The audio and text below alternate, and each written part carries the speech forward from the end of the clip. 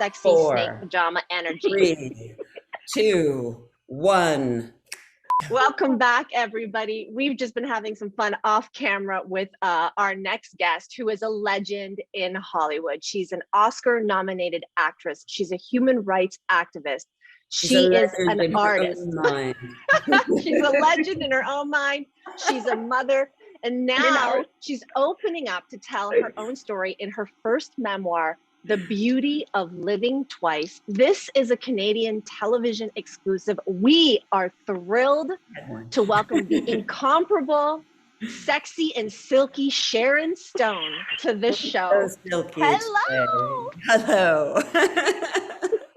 Sharon, what an honor and a delight to talk to you. We have both been admirers for a long time of your films, of your work. So it's been wonderful to get to know you more. And your pajamas. So we're getting to know you more through The Beauty of Living Twice. But the question is, why now? Why did you decide that this was the time for you to tell the real Sharon Stone story?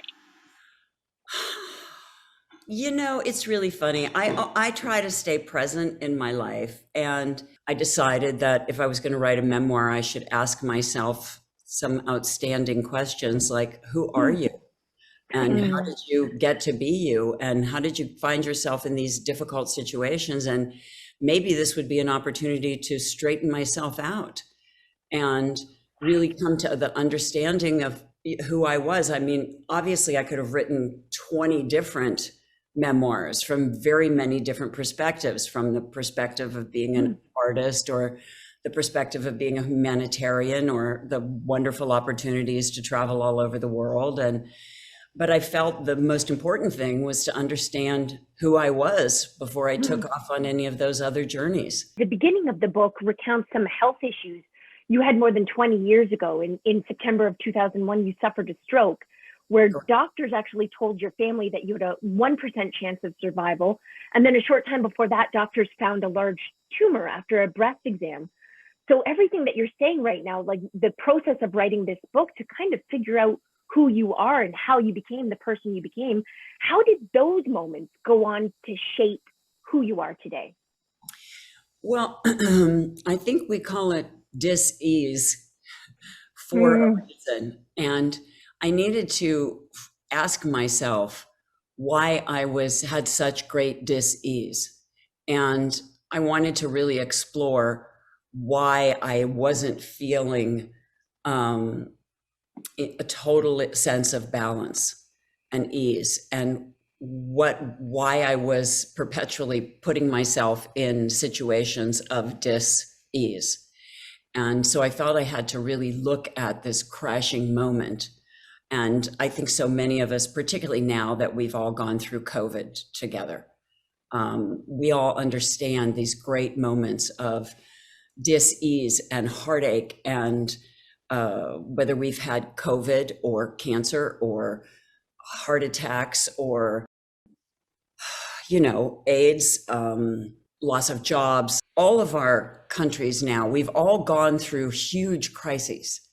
And I just felt like by looking at my own, maybe I could explain my own process of looking at these life crashing experiences and how they're really here to be informative, that there are really places that break us apart as a lesson, as a reason.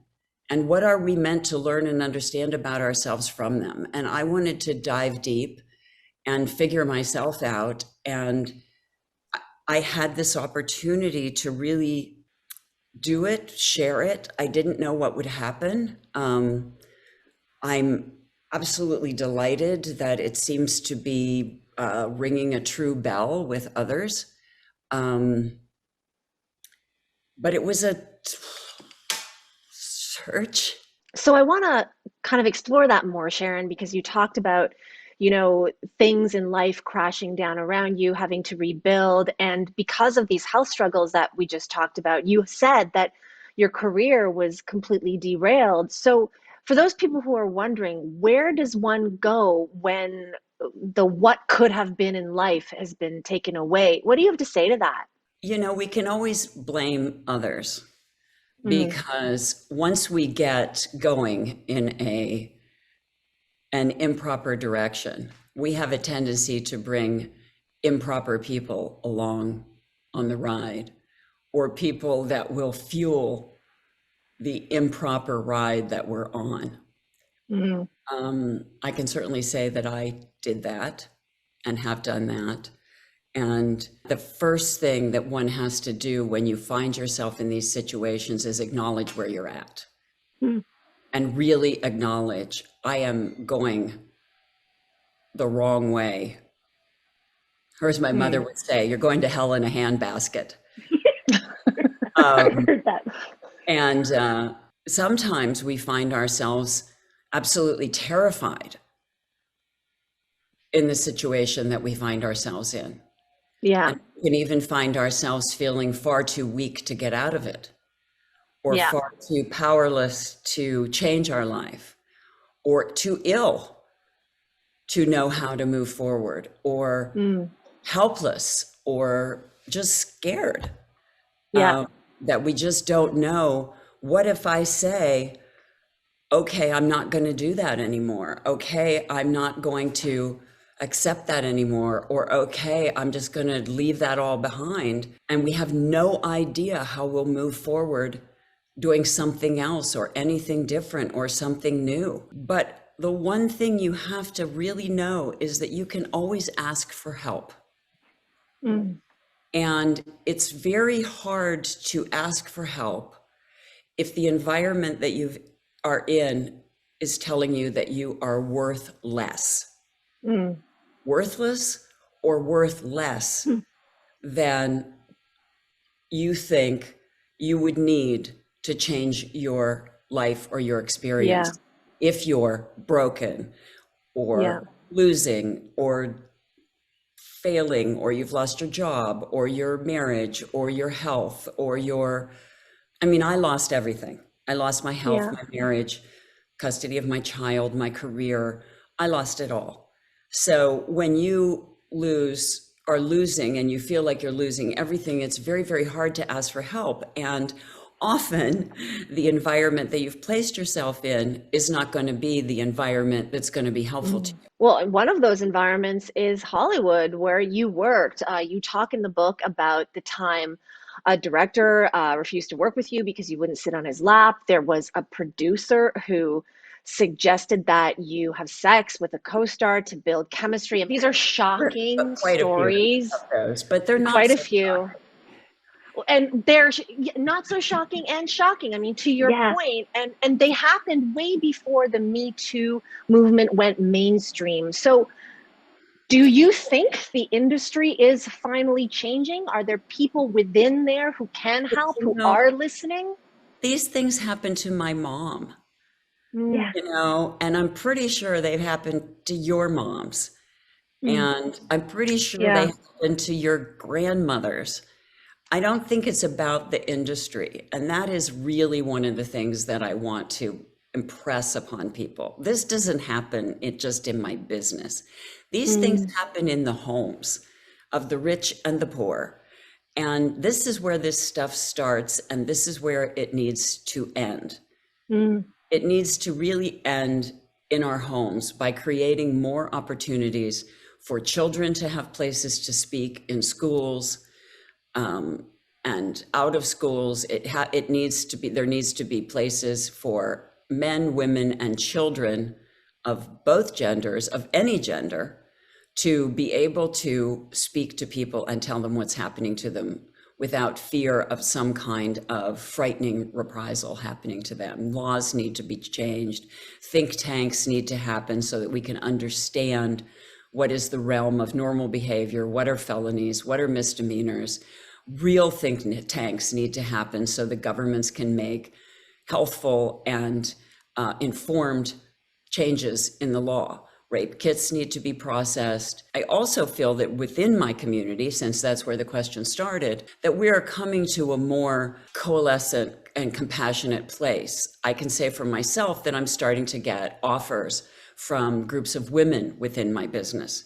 So I can see that there is a movement because for some time, I wasn't getting any offers at all. And now I'm getting invited back into my workplace by other women, which is really a beautiful feeling. And it lets me know that the things that Kamala Harris are saying and Michelle Obama are now being thought of as gracious things and empathetic things and compassionate things, not just difficult things. I want to actually talk to you about one of my most favorite video clips of 2019, Sharon, because it was you in Germany. You were getting the award for Woman of the Year from GQ Germany. And during your acceptance speech, Billy Porter comes out, right, with a chair. He sits the chair down on the stage. And essentially, I mean, you looked amazing. You sat down on the chair, and the takeaway for the audience was, oh my God, she's recreating that scene from Basic Instinct. And you said in that speech, thank you for choosing me to be Woman of the Year because there was a time when all I was a joke. If we could go back to that moment in 2019 and now in 2021, you referred to yourself as people referring to you as a joke before. How do you, Sharon Stone, refer to yourself now? Particularly in that moment, I was backstage and I had no idea what I was going to say, but I did know they were going to give me a piece of the fallen Berlin Wall. And I felt like it was a time for me to also let all those walls down and to leave all those things behind and to accept that they were giving me this opportunity to do just that. And so my long time stylist, Paris LeBay, was there. And I asked Paris to have Billy pulled out of the audience because Billy comes from where I grew up. And I wasn't really sure exactly what I was going to say, but I was sure that I wanted to explain this. And I had taken my older son with me. And he had, of course, had to deal with people trying to bully him that his mother had been in this movie. And I wanted him to experience this also. And so when I walked off the stage, my longtime bodyguard, Bruno, was there to catch me. And he caught me and was like, I'm just so proud of you. And when I sat down in the chair, my son grabbed my arm and he handed me a bottle of water. And he said, it's finally over, Mom. I'm so proud of you. I'm just so proud of you. And,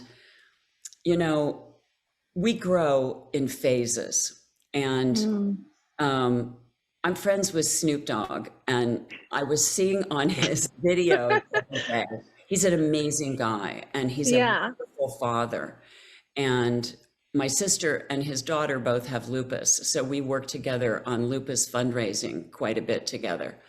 And he's just such a level-headed, amazing man, and such a great husband and father. And he had a thing on his Instagram where he said, you level up, and then you have to wait for other people to level up and meet you.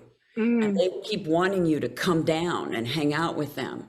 And they bully you and they hammer you. And it can be your friends, your family, your peer group. And they keep saying, come on down, come on down. And what you have to do is you have to hold that space with some dignity and some humility and some honor while you wait for them to get it. And so every time, whether it was GQ Germany or whether it's my book, each time that I'm trying to level up, there's a lot of, some conflict and some issues and people who won't talk to me and things that happen and people who keep trying to say, you can't do that. You don't get to do that. Who want to keep saying, no, let's get back down to this stuff. Yeah. And I have to keep saying, I've leveled up. There's a beautiful part in the book where you write about the late 90s and how you were chasing a love you didn't have. And you say, I was watching my own life and suddenly it ran out in front of me. And I feel like a lot of ambitious people can relate to that idea, the idea of chasing after things and always trying to be more, quote unquote, until they realize what they're chasing wasn't necessarily maybe what they wanted. Or for them. Yeah, or for them. Exactly. So it might be you might have just answered this question because it might be a silly question to ask. But if you could go back in time and you could give that version of yourself, that 90s version of yourself, a piece of advice, would you? would you give that advice, or maybe you just let Sharon in the 90s go I was on? lucky because my dad was alive then. And my dad was a person, he'd put that solid hand on my shoulder and say, you know, you need to take some time off, honey. And I'd say, well, you know, how long? And he'd say, like, about 2 years, I think. About 2 years. And I'd say, what do you mean? You were home 2 days last year, 5 days the year before. I think you need to simmer down. You need to simmer down. He'd be like, I gotta simmer down now. You know, Simmer down. Simmer down now. And I'd be like, wow, 2 years. And then I think, well, yeah, okay. Because my father's telling me that I need to take a couple years off, then I must be starting to spin. I must be starting to lose contact. Because part of what's difficult with fame or that rocket of success is that we judge ourselves by the way other people look at us, you know? And if everybody's looking at you like, you know, you don't have a brain in your head that is telling you how to behave, you know, because you're just responding to that crazy adrenaline thing until you're just running on constant adrenaline. And you can't be a normal human being. You just cannot. You don't know how to function. And it's very hard to disengage because the world doesn't disengage with you. And this is the part my dad didn't really grasp, because your fame doesn't go away and the grasping at you doesn't go away. And there isn't somewhere for you to go during those 2 years where people are just going to go, oh, hey, Cher, you know, why don't you come over and we'll make grilled cheese and soup and watch a couple of movies? Because they don't realize that you desperately need someone to invite you over for like a grilled cheese and a sandwich and, you know, a rerun. People don't grasp that you'd rather sit at the floor in front of their couch and watch TV than any other thing you can possibly imagine. They just think my house isn't as cool as your house. So you start missing reality. And You can come to my place for kimchi grilled cheese anytime, by the way. Right on. I will make that for you. That's really wonderful. And it's a really, I would accept that because it's so rare for me. And that's why I have my same friends that I've had my whole life, because, you know, I get, you know, we're ordering Persian food tonight. You coming? I get those calls. Yeah. Okay, Sharon, I have to confess to you, the reason I'm wearing this turtleneck today is because it's an homage to one of my top 5 Oscar outfits of all time.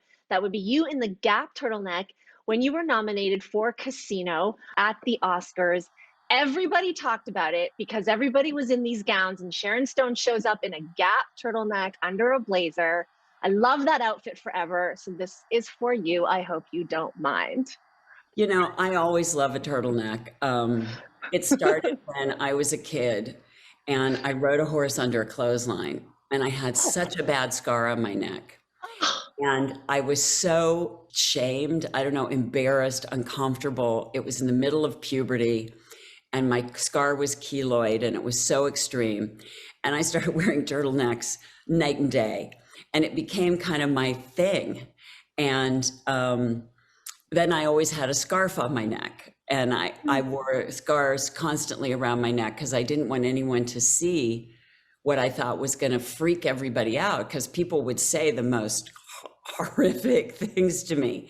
And I just grew through it, but I still kept that love of the Steve Jobs turtleneck, you know, so now it's me and Steve Jobs with the turtlenecks. It's like our thing. But it started, and I think that I put this in my book. I think that style is what we do with what we think is wrong with us. And we make it up out of all these things that we believe are our problems, and they end up being our strengths.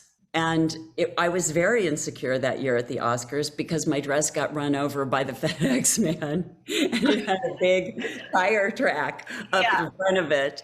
And so, you know, I picked a turtleneck because that was my confidence go-to shirt, of course. And it was an iconic moment It was an iconic moment. So thank you for sharing that memory and putting style into perspective like that. I've never thought about it that way, and it makes so much sense. Sharon Stone, you are an insightful human being. Thank you so much for chatting with us today. It's just so great to meet both of you. I wish I was in Canada. I'd invite you both to dinner so we could hang out some more.